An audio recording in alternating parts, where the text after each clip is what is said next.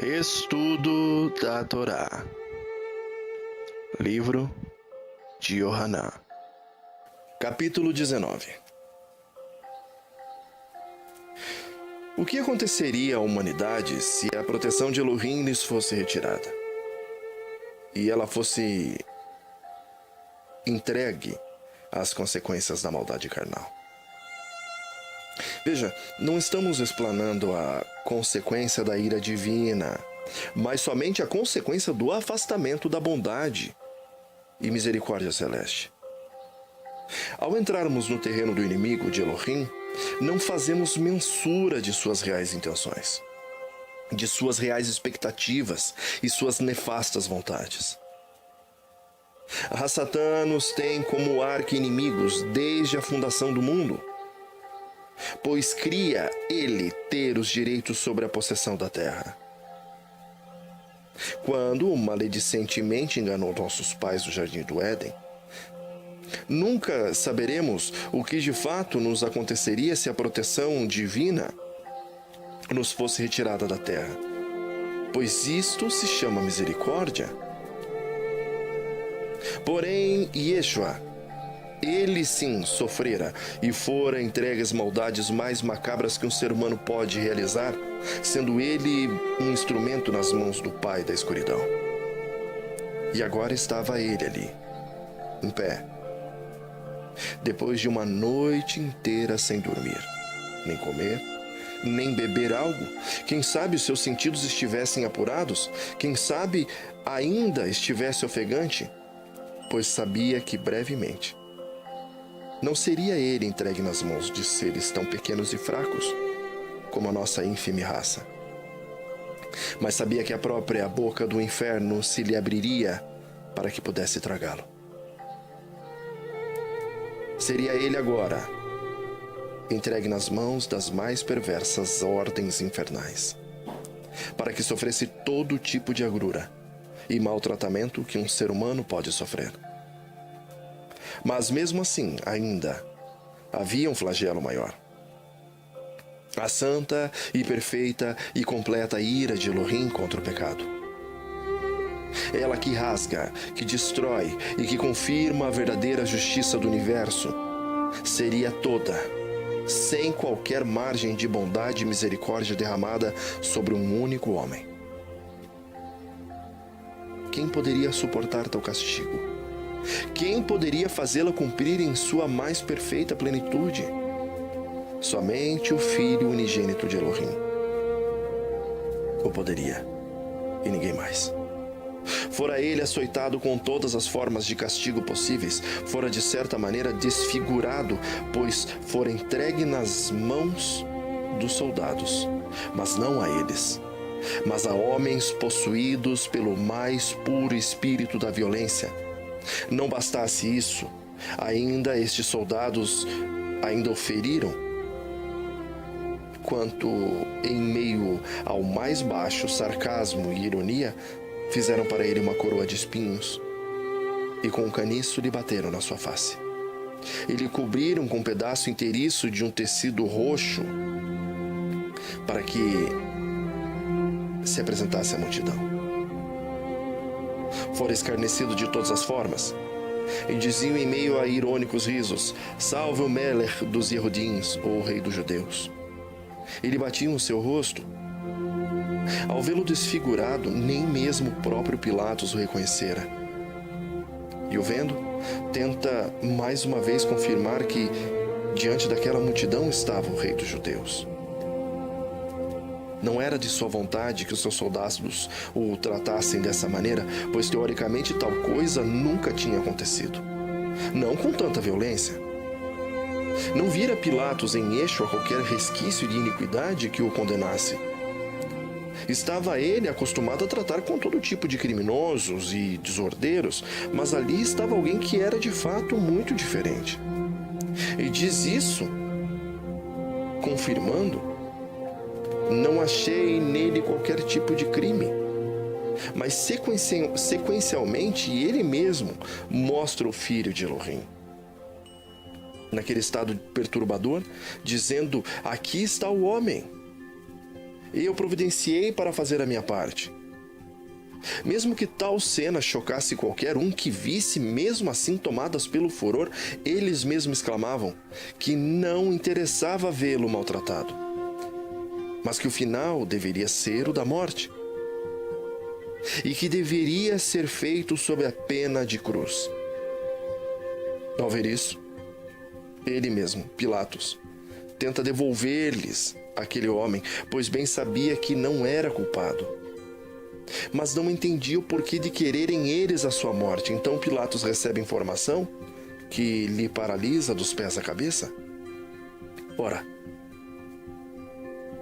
estava Yeshua a ser condenado por dizer e afirmar ser o filho de Elohim. Mesmo não sendo Yehudim, o governador, tinha sim um espírito religioso muito forte e cria piamente em seus deuses romanos. E agora em sua frente estava aquele que, além de não ter nenhuma falha, ainda afirmava ser o verdadeiro filho de Elohim.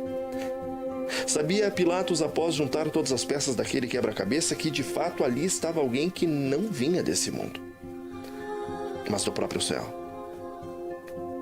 Agora, com semblante pesado, ele chega próximo de Yeshua e ele pergunta de onde ele viera, pois parecia que algo ali não fora devidamente contado às claras.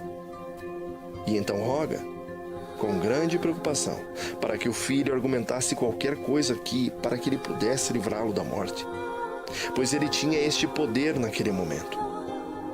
Humildemente, porém, com exímia firmeza. Então o nosso amado mestre lhe recorda para que não pensasse de tal maneira, pois que se ele mesmo estava ali, era porque permissão havia sido conferida a Pilatos, e essa vinda do próprio Pai. Mas que não se preocupasse, pois se ele mesmo estivesse cometendo algum erro, ele não seria tão cobrado como aqueles que o entregaram em suas mãos. Daí por diante, Pilatos argumentou sobre diversas vezes sobre sua inocência para que pudesse soltá-lo. Mas os próprios sacerdotes, como que em tom de chacota, lhe falavam que tomasse cuidado, pois qualquer um que afirmasse ser rei, sem a devida autorização de Roma, poderia ser morto por ser inimigo de César, atual imperador do reino. Sim, Pilatos sabia disso, e bem sabia também que tal assunto poderia lhe custar não só o governo, mas também a sua própria vida. Não sabia mais o que fazer, não sabia mais como argumentar. Estava ele sentado na Gabatá, e ao seu lado Yeshua, ali calado, sem pronunciar uma única palavra em sua defesa. O tempo corria depressa, já era meio-dia e era véspera de Pessah. A festa anual poderia nem acontecer naquele ano se demorassem as negociações.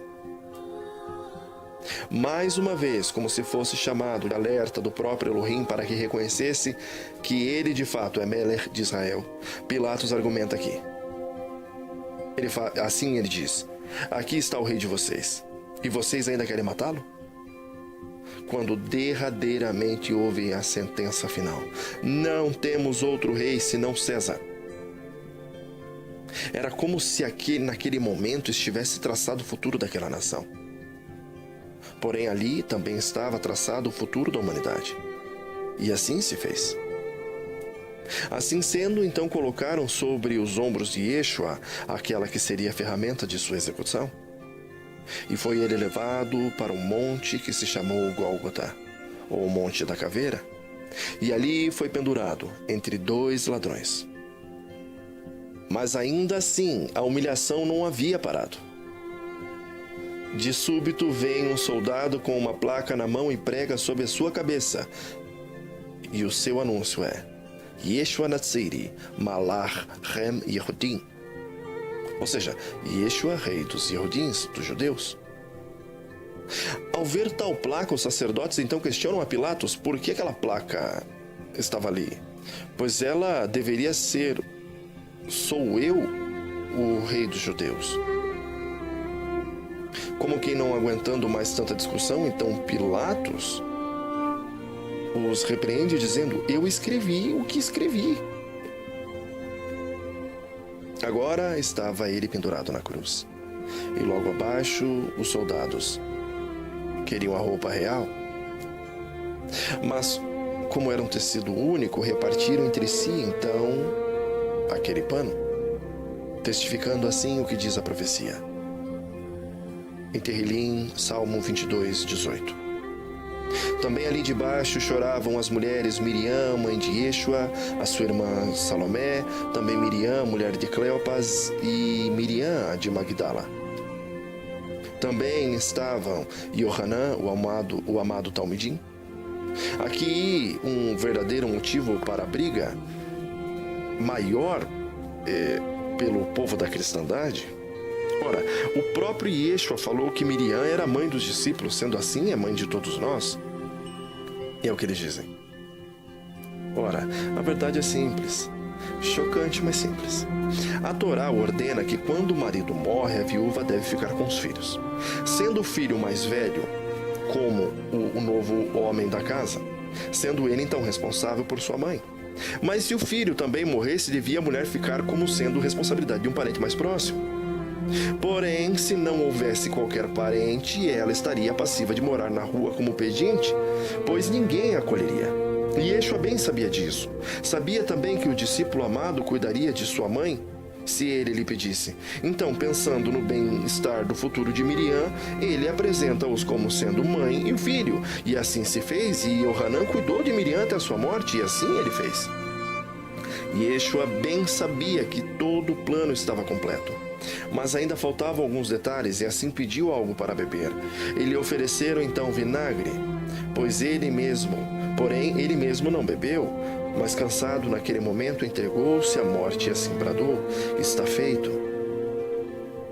Estava agora a humanidade livre da morte eterna. Podia ela agora voltar para os braços do Pai. Podia agora ela ter a esperança de não morrer para sempre, mas de ser ressuscitada quando o tempo fosse consumado, e assim se fez. O tempo corria, deveras ligeiramente, e agora era próximo das 3 horas da tarde. Um grande terremoto então se abatera sobre a terra, assim como também uma grande escuridão. A população toda acreditava ser o fim da vida humana na terra, porém mal sabiam que este seria um novo dia para toda a humanidade. Então os soldados, sob a ordem de Pilatos, foram até os condenados para que eles quebrassem as pernas. Quem havia pedido para que assim fosse foram os fariseus, visto que se aproximava o Shabá, e nesse dia nenhum corpo poderia ficar pendurado, visto que seria uma, quebra da lei. E assim se fez. Ora, ao quebrar as pernas os 2 criminosos que estavam com Yeshua, foram até ele e viram que morrera de fato. Mas para que se certificassem, o soldado lhe perfurou o lado, então saindo sangue e água. E isto aconteceu para que se cumprisse a profecia de que nenhum de seus ossos do corpo seria quebrado, e outra que diz que todos o verão, até aqueles que o traspassaram. Depois disso, Yosef de Ramataim, ou Arimateia, o que era Talmidim, as escondidas de Yeshua, por medo dos Yehudins, e também Nicodemos, eles foram até Pilatos e pediram o corpo de Yeshua para sepultá-lo. E assim se fez, e o levaram consigo 5 quilos de mirra e aloé e outras perfumarias para que preparassem o seu corpo para o sepulcro, onde ficava no lugar próximo ao horto, próximo do local da execução. E ali eles colocaram o seu corpo.